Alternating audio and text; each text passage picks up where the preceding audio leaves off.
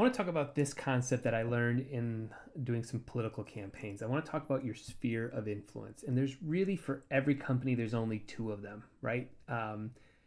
So it's an external sphere of influence, and then there's your internal sphere of influence. When we get into investment or when we get into like B2B sales, that internal sphere of influence is really where the transaction happens. So it's going to be this bucket that you see over here. So what I mean by that is these types of communications over here, there isn't an algorithm in the way of you doing outreach to. Now, there may be limits, right? So let's say LinkedIn DMs, you can only do so many.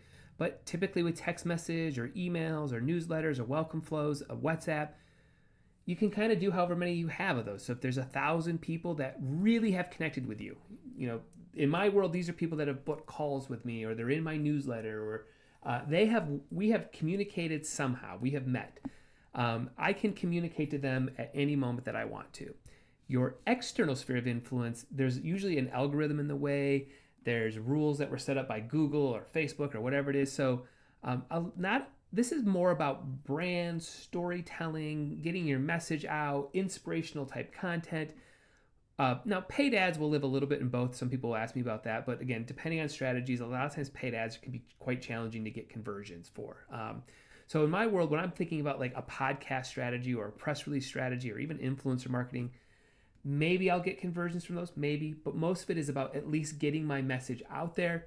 Especially if I have, again, like I said, if I'm in B2B or investor marketing, like these are great to get eyeballs, but I've got to, SEO, I've got to play with those worlds. Those take a long time. Blogs, like, I don't know, you're getting 4 or 5 visits a day, maybe.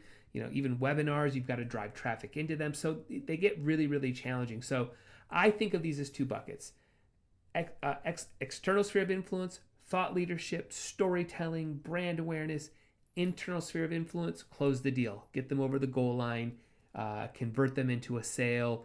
Once you've gotten that permission to directly communicate with them, that's typically where you're going to get that investor. So in your world, in your company, think about these 2 buckets of sort of data in your world. All right. If you have any questions, go to pre-ipohype.com right now and connect with me, and we can talk more about what you're working on.